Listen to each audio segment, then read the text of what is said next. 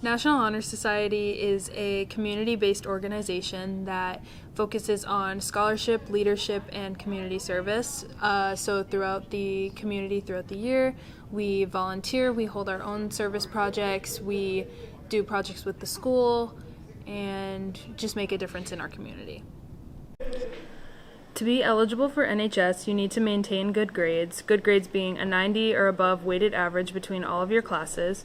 You have to volunteer within the community, as you need to put 30 community service hours on your application, and you have to be active in clubs and within the community. So this could mean assuming leadership roles in clubs and being reliable and responsible when it comes to showing up. What's something you wish you knew before joining NHS? I wish I knew how much hard work and dedication goes into it, and you have to make sure you're ready to make that commitment.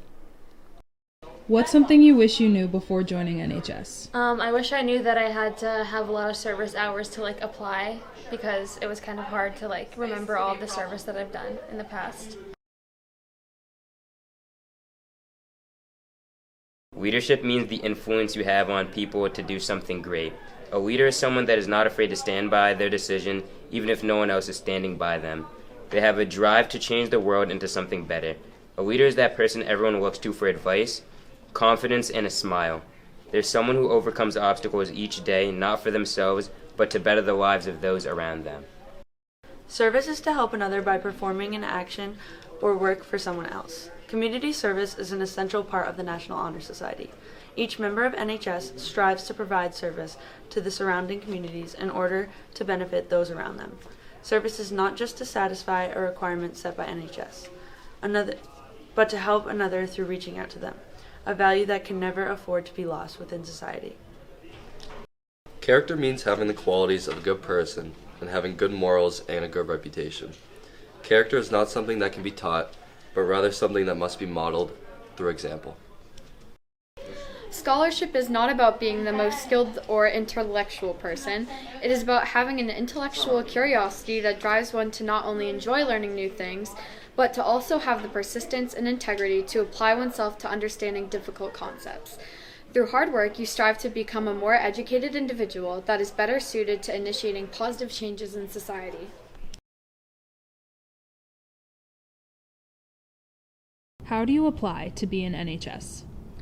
For NHS, you get an email if you are eligible, and on that email you will receive the application and all of the necessary things you have to do with that, and you also will have to write an essay on why you want to be in NHS. What should you include on your NHS application? You should include your job experiences, extracurricular activities, and service hours.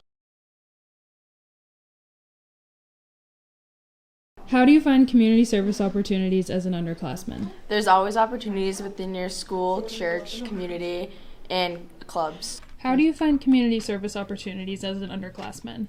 So I know that I have a lot of interest in sports and stuff. So growing up, I participated in a lot of clinics in our town. So I go to the people that run those and I approach them and ask if they want any help.